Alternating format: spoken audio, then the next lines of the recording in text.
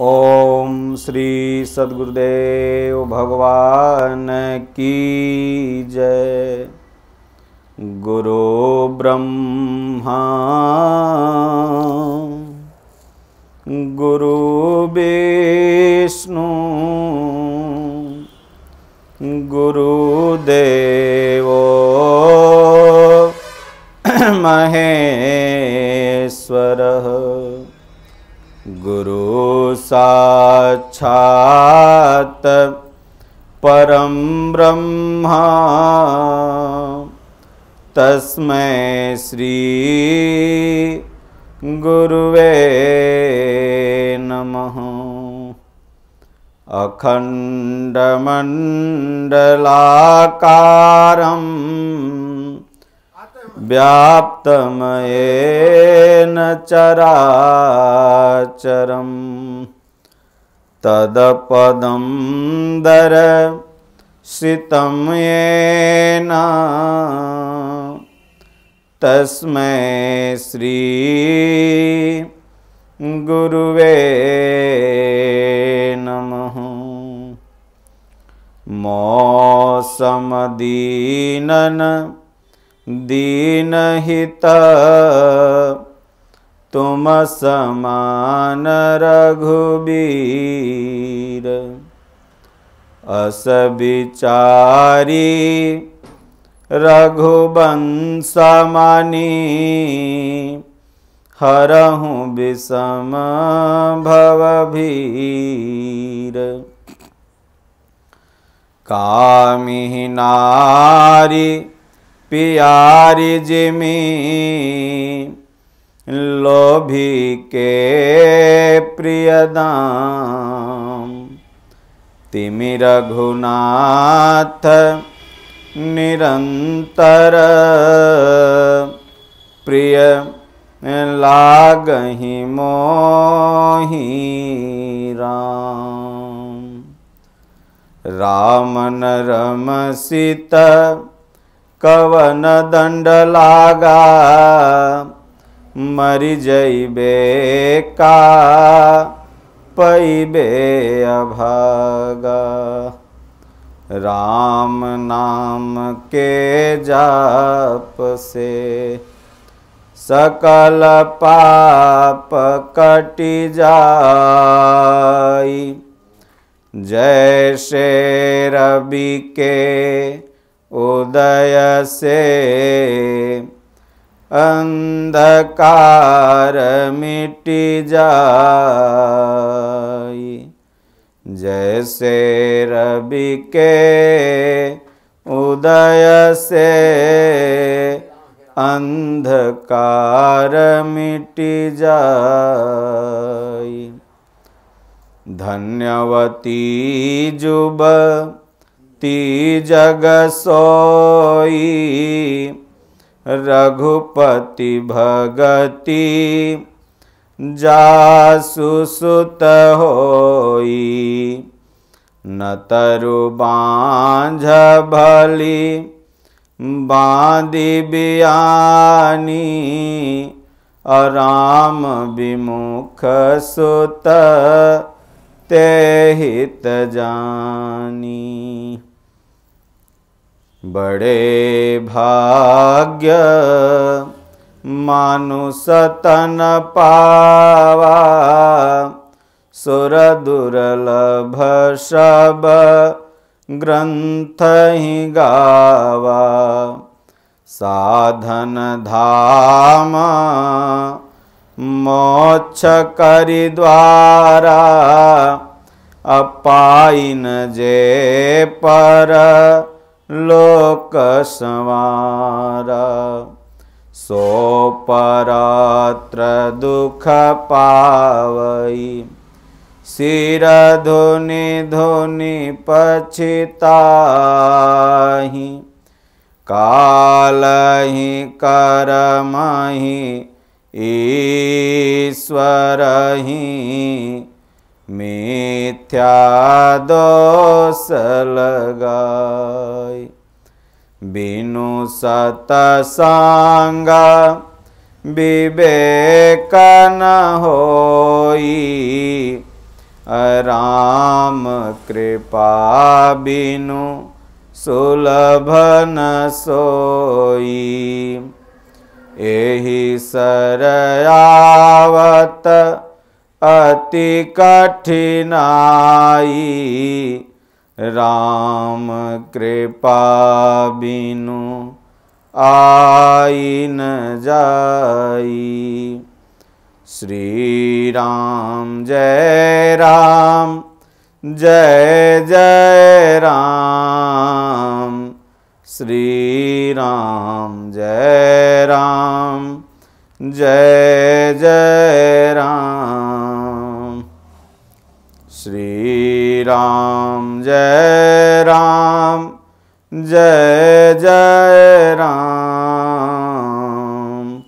राम कथा सुंदर करतारी, संशय बिहग उड़ावनिहारी।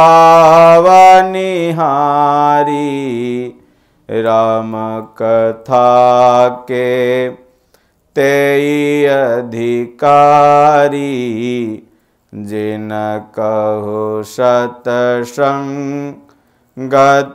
अति प्यारी।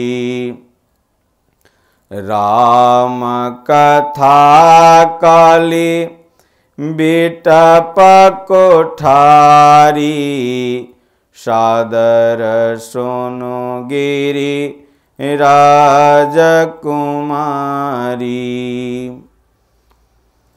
सूरा होना सरल है घड़ी पर का काम, साधु होना कठिन है 8 पहर संग्राम।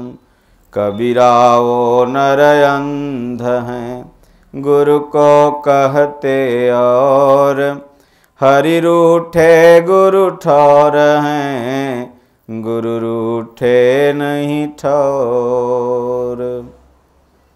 कबीर मन निर्मल भया जैसे गंगा नीर, पाछे लागे हरि फिरे कहत कबीर कबीर। सुख में सुमिरन ना किया, दुख में किया तू याद, कह कबीर वादास की कौन सुने फरियाद। सब धरती कागज करूं लिखनी सब बनराय, 7 समुद्र की मसी करूं गुरु गुण लिखा न जाए। दुख में सुमिरन सब करे, सुख में करे न कोय, जो सुख में सुमिरन करे तो दुख काहे होय। बोलिए श्री सद्गुरुदेव भगवान की जय। श्री रामचरितमानस लंका कांड हिंदी टीका गोस्वामी तुलसीदास जी लंका कांड में कहते हैं,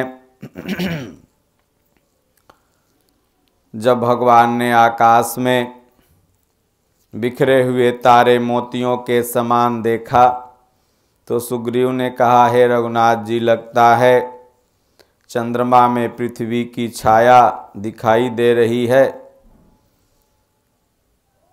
किसी ने कहा चंद्रमा को राहु ने मारा था, वहीं चोट का काला दाग हृदय पर पड़ा हुआ है। कोई कहता है जब ब्रह्मा ने कामदेव की स्त्री रति का मुख बनाया तब उसने चंद्रमा का सार भाग निकाल लिया, जिससे रति का मुख तो परम सुंदर बन गया, परंतु चंद्रमा के हृदय में छेद हो गया। वही छेद चंद्रमा के हृदय में वर्तमान में है, जिसकी राह से आकाश की काली छाया उसमें दिखाई पड़ती है।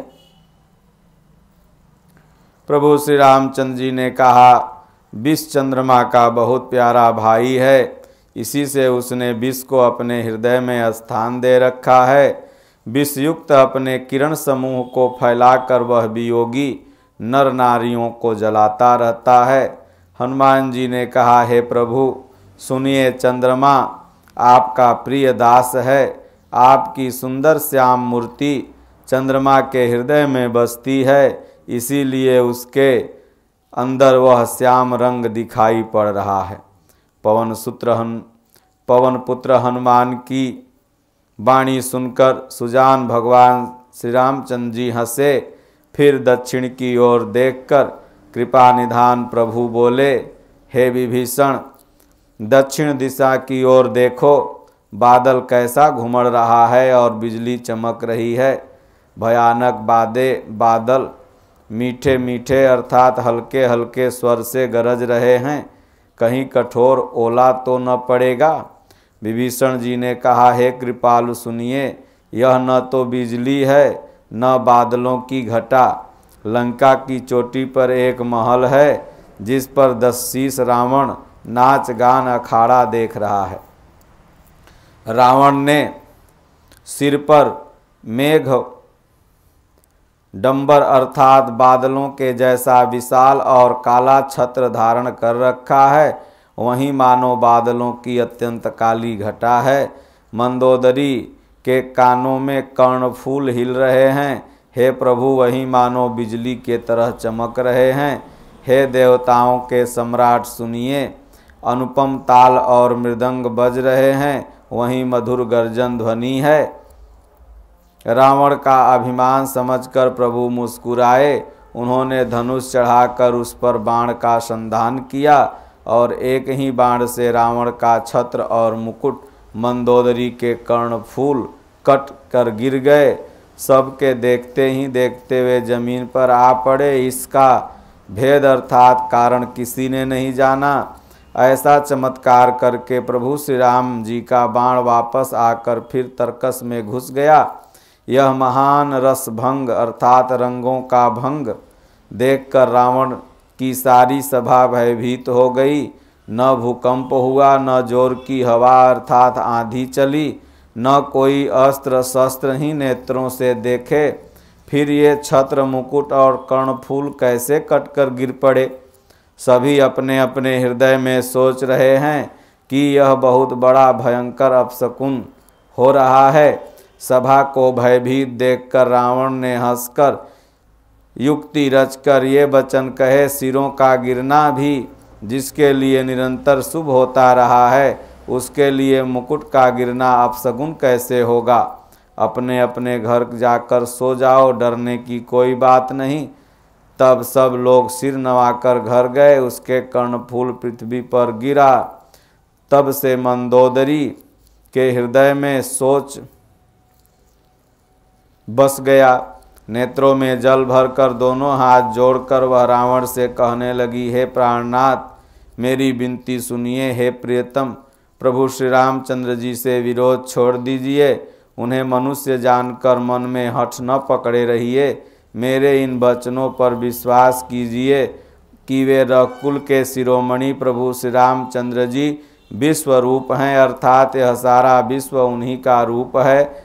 वेद जिनके अंग अंग में लोकों की कल्पना करते हैं, पाताल जिन विश्व रूप भगवान का चरण है, ब्रह्मलोक सिर है, अन्य अर्थात बीच के सब लोकों का विश्राम अर्थात स्थिति जिनके अन्य भिन्न अंगों पर हैं, भयंकर काल जिनका भ्रिकुट संचालन अर्थात भौहों का चलना है, सूर्य नेत्र हैं, बादलों का समूह बाल है, अश्विनी कुमार जिनकी नासिका है, रात और दिन जिनके अपार निमेष पलक मारना और खोलना है, 10 दिशाएं कान हैं। वेद ऐसा कहते हैं कि वायु श्वास है और वेद जिनकी अपनी वाणी है, लोभ जिनका अधर ओठ है, यमराज भयानक दांत है, माया हंसी है, दिक्पाल भुजाएं हैं, अग्नि मुख है, वरुण जीव है, उत्पत्ति पालन और प्रलय जिनकी चेष्टा क्रिया है, 18 प्रकार की असंख्य वनस्पतियां जिनकी रोमावली हैं, पर्वत अस्थियां, नदियां नसों का जाल है, समुद्र पेट है और नरक जिनकी नीचे की इंद्रियां हैं। इस प्रकार प्रभु विश्वमय हैं और अधिक कल्पना अर्थात ऊहापोह क्या किया जाए। शिवजी जिनका अहंकार है, ब्रह्मा बुद्धि हैं, चंद्रमा मन है और महान विष्णु ही चित्त हैं। उन्हीं चराचर रूप भगवान श्री राम जी ने मनुष्य रूप में निवास किया है। हे प्राणपति सुनिए, ऐसा विचार कर प्रभु से बैर छोड़कर रघुवीर के चरणों में प्रेम कीजिए। सबसे किनारे वाला बंद कर दो।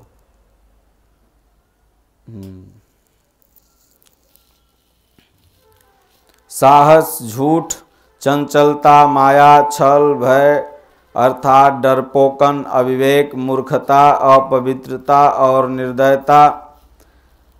तूने शत्रु का समग्र विराट रूप गाया और मुझे उसका भारी भय सुनाया। ऐसा मंदोदरी की बात सुनकर रावण ने कहा, हे प्रिय, वह सब अर्थात यह चराचर विश्व तो स्वभाव से ही मेरे वश में है। तेरी कृपा से मुझे यह अब समझ पड़ा है कि हे प्रिय, तेरी चतुराई मैं जान गया। तू इस प्रकार इसी बहाने मेरी प्रभुता बखान रही है। हे मृगनयनी, तेरी बातें बड़ी गूढ़ रहस्य भरी हैं, समझने पर सुख देने वाली और सुनने से भय छुड़ाने वाली हैं। मंदोदरी मन में ऐसा निश्चय कर लिया कि पति को कालवश मति भ्रम हो गया है। इस प्रकार अज्ञानवश बहुत से विनोद करते हुए रावण को सबेरा हो गया। तब स्वभाव से ही निडर और घमंड में अंधा लंकापति सभा में गया। यद्यप बादल अमृत सा जल बरसाते हैं तो भी बेत फूलता नहीं और फलता भी नहीं। इसी प्रकार चाहे ब्रह्मा के समान भी ज्ञानी गुरु क्यों न रावण को मिल जाए, फिर भी मूर्ख व्यक्ति के हृदय में कभी चेत अर्थात ज्ञान नहीं होता। यहाँ अर्थात सुबेल पर्वत पर प्रातःकाल श्री रघुनाथ जी जागे और उन्होंने सब मंत्रियों को बुलाकर सलाह पूछी और कहा, शीघ्र बताइए अब क्या उपाय करना चाहिए। जामवंत ने श्री रामचंद्र जी के चरणों पर सिर नवाया और कहा, हे सर्वज्ञ अर्थात सब कुछ जानने वाले, हे सबके हृदय में बसने वाले अंतर्यामी, हे बुद्धि बल तेज धर्म और गुणों की राशि, सुनिए। मैं अपनी बुद्धि के अनुसार सलाह देता हूँ कि बाल कुमार अंगद को दूत बनाकर भेज दिया जाए। यह अच्छी सलाह सबके मन को जंच गई। कृपा के निधान प्रभु श्री रामचंद्र जी ने अंगद से कहा, हे बल बुद्धि और गुणों के धाम बाली पुत्र, हे तात, तुम मेरे काम के लिए लंका जाओ। तुमको बहुत समझा कर क्या कहूँ, मैं जानता हूँ कि तुम परम चतुर हो। शत्रु से वही बातचीत करना जिससे हमारा काम हो और उसका कल्याण हो। प्रभु की आज्ञा सिर पर चढ़ाकर और उनके चरणों की वंदना करके अंगद जी उठे और बोले, हे भगवान, आप जिस पर कृपा करें वहीं गुणों का समुद्र हो जाता है। स्वामी के सब कार्य अपने आप सिद्ध हैं।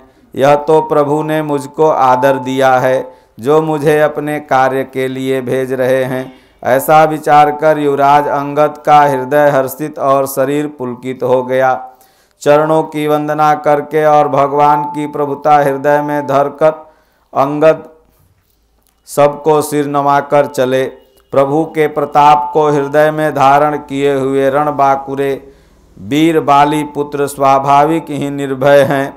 लंका में प्रवेश करते ही रावण के पुत्र से भेंट हो गई, जो वहाँ खेल रहा था। बातों ही बातों में दोनों में झगड़ा बढ़ गया, क्योंकि दोनों ही अतुलनीय बलवान थे और फिर दोनों की अवस्था युवा अवस्था थी। उसने अंगद पर लात उठाई। अंगद ने वहीं पैर पकड़कर उसे घुमाकर जमीन पर पटक के मार गिराया। राक्षस के समूह भारी योद्धा देखकर जहाँ तहाँ भाग चले। वे डर के मारे पुकार भी न मचा सके। एक दूसरे को मर्म अर्थात असली बात नहीं बतलाते। उस अर्थात रावण के पुत्र का वध समझकर सब चुप मारकर रह जाते हैं। रावण पुत्र की मृत्यु जानकर और राक्षसों को भय के मारे भागते देखकर नगर भर में कोलाहल मच गया और जिसने लंका जलाई है वहीं बानर आ गया, ऐसा चारों तरफ हाहाकार मचने लगा। सब अत्यंत भयभीत होकर विचार करने लगे कि विधाता अब न जाने क्या करेंगे। वे बिना पूछे ही अंगद को रावण के दरबार की राह बता देते, जिसे ही वह देखते हुए डर के मारे सूख जाता। प्रभु श्री रामचंद्र जी के चरण कमलों का स्मरण करके अंगद जी रावण की सभा में गए और वे धीर वीर और बल की राशि अंगद सिंह की एड़ अर्थात शान से इधर उधर देखने लगे। तुरंत ही उन्होंने एक राक्षस को भेजा और रावण को अपने आने का समाचार सूचित करने के लिए कहा। सुनते ही रावण हंसकर बोला, बुला लाओ, देखें कहाँ का बंदर है। आज्ञा पाकर बहुत से दूत दौड़े और बानरों में हाथी के समान अंगद को बुला लाए। अंगद ने रावण को ऐसे बैठे हुए देखा जैसे कोई प्राणयुक्त सजीव काजल का पहाड़ हो। भुजाएं वृक्षों के और सिर पर्वतों के शिखरों के समान, रोमावली मानो बहुत सी लताएं हैं। मुख, नाक, नेत्र और नाक पर्वत की कंदराओं और खोहों के बराबर हैं। अत्यंत बलवान बांके वीर बाली पुत्र अंगद सभा में गए। वे मन में जरा भी न झिड़के। अंगद को देखते ही सब सभासद उठ खड़े हुए। यह देखकर रावण के हृदय में बड़ा क्रोध हुआ। जैसे मतवाले हाथियों के झुंड में सिंह निशंक होकर चला जाता है, वैसे ही प्रभु श्री रामचंद्र जी के प्रताप का हृदय में स्मरण करके वे निर्भय सभा में सिर नवा कर बैठ गए। रावण ने कहा, अरे बंदर तू कौन है? अंगद ने कहा, हे दशीस, मैं रघुवीर का दूत हूँ। मेरे पिता से तुमसे मित्रता थी, इसलिए हे भाई मैं तुम्हारी भलाई के लिए आया हूँ। तुम्हारा उत्तम कुल है, पुलस्त्य ऋषि के तुम पौत्र हो। शिव जी और ब्रह्मा जी तुमने बहुत प्रकार से पूजे हो, उनसे वर भी पाए हो और तुम्हारा काम भी सब सिद्ध हुआ है। लोकपालों और सब राजाओं को तुमने जीत भी लिया है। राजमद से या मोहवश तुम जगत जननी सीता को हर लाए हो। अब तुम मेरे शुभ वचन अर्थात मेरी हित भरी सलाह सुनो। उसके अनुसार चलने से प्रभु श्री रामचंद्र जी तुम्हारे सब अपराध क्षमा कर देंगे। दांतों में तिनका दबाओ, गले में कुल्हाड़ी डालो और कुटुंबियों सहित अपनी स्त्रियों को साथ लेकर आदर पूर्वक जानकी जी को आगे करके इस प्रकार सब भय छोड़कर चलो। और हे शरणागत के पालन करने वाले रघुवंश शिरोमणि श्री राम जी, मेरी रक्षा कीजिए, रक्षा कीजिए, इस प्रकार आर्त प्रार्थना करो। आर्त पुकार सुनते ही प्रभु तुमको निर्भय कर देंगे। रावण ने कहा, अरे बंदर के बच्चे, संभल कर बोल। मूर्ख, मुझ देवताओं के शत्रु को तूने जाना नहीं? अरे भाई, अपना और अपने बाप का नाम तो बता। किस नाते से तुम मुझे अपना मित्र मानते हो? अंगद ने कहा, मेरा नाम अंगद है और मैं बाली का पुत्र हूँ। उसने कभी तुमसे भेंट अवश्य की होगी। अंगद का वचन सुनते ही रावण को शक आ गया और बोला, हाँ मैं जान गया, मुझे याद आ गया। बाली नाम का एक बंदर था। अरे अंगद, तू ही बाली का लड़का है। अरे कुलनाशक, तू तो अपने कुल रूपी बांस के लिए अग्नि रूप ही पैदा हुआ, गर्भ में ही क्यों नहीं नष्ट हो गया? तू व्यर्थ ही पैदा हुआ, जो अपने ही मुंह से तपस्वियों का दूत कहलवाने का यश प्राप्त कर रहा है। अब बाली की कुशल तो बता, यह आजकल कहाँ है? तब अंगद ने हंसकर कहा, 10 अर्थात कुछ दिन बीतने पर स्वयं ही बाली के पास जाकर अपने मित्र को हृदय से लगाकर उसी से कुशल पूछ लेना कि प्रभु श्री रामचंद्र जी से विरोध करने पर क्या फल होता है। वह सब तुमको ही बता देगा। हे मूर्ख सुन, भेद उसी के मन में पड़ सकता है, अर्थात भेद नीति उसी पर अपना प्रभाव डाल पाती है जिसके हृदय में श्री रघुवीर न हो। सच है, मैं तो कुल का नाश करने वाला हूँ, और हे रावण तुम कुल के रक्षक हो। अंधे बहरे भी ऐसी बात नहीं कहते। तुम्हारे तो 20 नेत्र और 20 कान हैं। शिव ब्रह्मा आदि देवता और मुनियों के समुदाय जिनके चरणों की सेवा करना चाहते हैं, उनका दूत होकर मैं कुल को डुबा दिया, और ऐसी बुद्धि होने पर भी तुम्हारा हृदय फट क्यों नहीं जाता। बानर अर्थात अंगद को कठोर वाणी सुनकर, अंगद जी की कठोर वाणी सुनकर के आंखें तरेर कर तिरछी करके बोला, अरे दुष्ट, मैं तेरे सब कठोर वचन इसलिए सह रहा हूँ कि मैं नीति और धर्म को जानता हूँ, अर्थात उनकी रक्षा करता हूँ। अंगद ने कहा, तुम्हारी धर्मशीलता मैंने बहुत सुनी है। वह यह है कि तुमने पराई स्त्री को चोरी से ले आया और दूध की रक्षा की बात तो अपनी आँखों से देख ली। ऐसे धर्म के व्रत को धारण अर्थात पालन करने वाले तुम डूबकर मर क्यों नहीं जाते। नाक कान से रहित बहन को देखकर तुमने धर्म विचार कर ही तो उसे क्षमा कर दिया था। तुम्हारी धर्मशीलता जग जाहिर है। मैं भी बड़ा भाग्यवान हूँ कि मैं तुम्हारा दर्शन पाया। ऐसा अंगद जी ने रावण से व्यंग किया। रावण ने कहा, अरे जन जंतु बानर, व्यर्थ बकबक न कर। अरे मूर्ख, मेरी भुजाएं तो देख। ये सब लोकपालों के विशाल बल रूपी चंद्रमा को ग्रसने के लिए राहु है। फिर तूने सुना ही होगा, आकाश रूपी तालाब में मेरी भुजाओं रूपी कमलों पर बसकर भगवान शिवजी का मैंने कैलाश हंस के समान शोभा को प्राप्त हुआ, अर्थात कैलाश उठा लिया था। अरे अंगद सुन, तेरी सेना में बता ऐसा कौन योद्धा है जो मुझसे भिड़ सकेगा। तेरा मालिक तो स्त्री के वियोग में बलहीन हो रहा है और उसका छोटा भाई उसी के दुख से दुखी और उदास है। तुम और सुग्रीव दोनों नदी के तट के वृक्ष हो। रहा मेरा छोटा भाई विभीषण, सो वह भी बड़ा डरपोक है। मंत्री जामवंत तो बहुत बूढ़ा हो गया, वह अब लड़ाई में क्या उद्यत हो सकता है। नल नील तो शिल्प कर्म जानते हैं, लड़ना तो वो जानते नहीं। हाँ, एक बानर जरूर है जिसका नाम हनुमान है, वह बलवान है, जो यहाँ पहले आया था और लंका जलाई थी। यह वचन सुनते ही बालीपुत्र अंगद ने कहा, हे राक्षस राज, सच्ची बात कहो, क्या उस बानर ने सचमुच तुम्हारा नगर जला दिया। रावण जैसे जगत विजयी योद्धा का नगर एक छोटे से बानर ने जला दिया। ऐसे वचन सुनकर उन्हें सत्य कौन कहेगा। हे रावण, जिसको तुमने बहुत बड़ा योद्धा कहकर सराहा, वह तो सुग्रीव का एक छोटा सा दौड़कर चलने वाला हरकारा है। वह बहुत चलता है, वीर नहीं है। उसको तो हमने केवल खबर लेने के लिए भेजा था। क्या सचमुच ही उस बानर ने प्रभु की आज्ञा पाए बिना ही तुम्हारा नगर जला डाला। मालूम होता है इसी डर से वह लौटकर सुग्रीव के पास नहीं गया और कहीं छिप रहा है। हे रावण, तुम सब सत्य ही कहते हो, मुझे सुनकर कुछ भी क्रोध नहीं है। सचमुच हमारी सेना में कोई भी ऐसा नहीं जो तुमसे लड़ने में शोभा पाए। प्रीति और बैर तो बराबरी वालों से होती है। नीति ऐसा ही कहती है, सिंह यदि मेढक को मारे तो क्या उसे कोई भला कहेगा।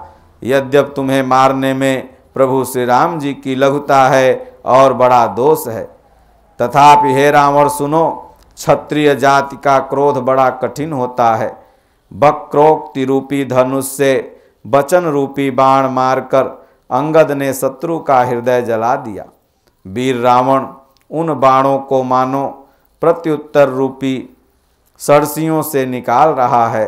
तब रावण हंसकर बोला, बंदर में एक बड़ा गुण है कि जो उसे पालता है उसका वह अनेकों उपायों से भला करने की ही चेष्टा करता है।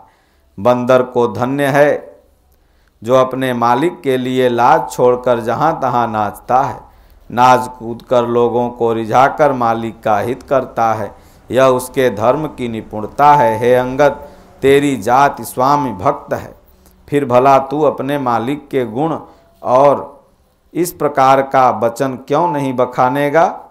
मैं गुणग्राहक अर्थात गुणों का आदर करने वाला हूँ और परम सुजान अर्थात समझदार हूँ, इसी से तेरी जली कटी बक बक पर मैं ध्यान नहीं दे रहा हूँ।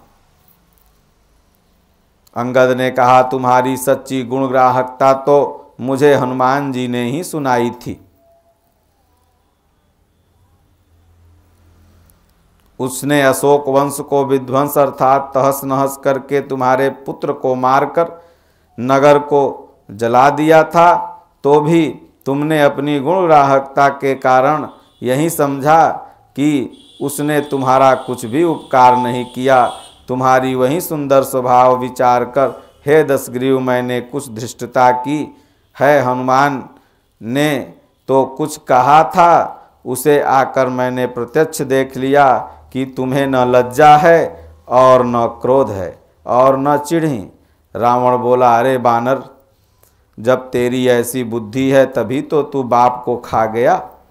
ऐसा वचन कह के रावण हंसा और अंगद को कहा, पिता को खाकर फिर तुम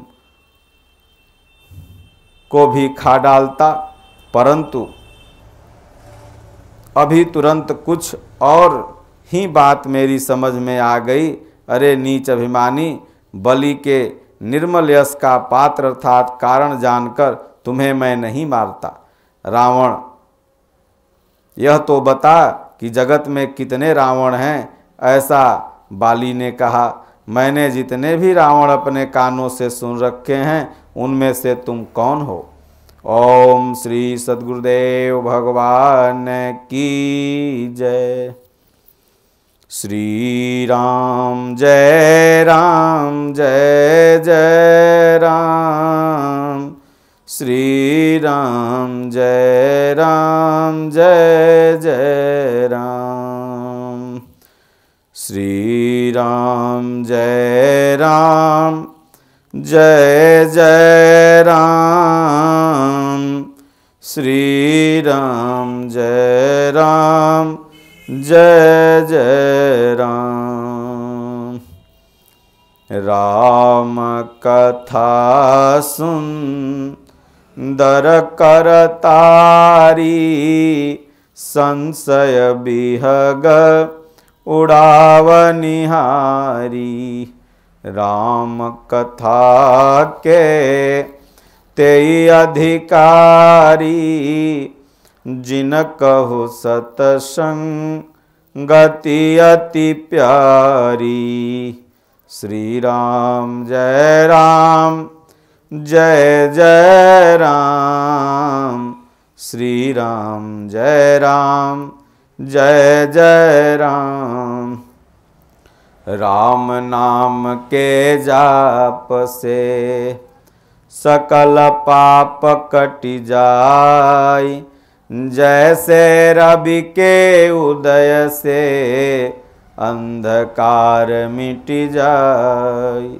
पूर्व जन्म के पाप से हरि चर्चा न सोहाई, जैसे ज्वर के ताप से भूख विदा होई जाय। ओम श्री सद्गुरुदेव भगवान की जय। हरि ओम। शांति शांति शांति।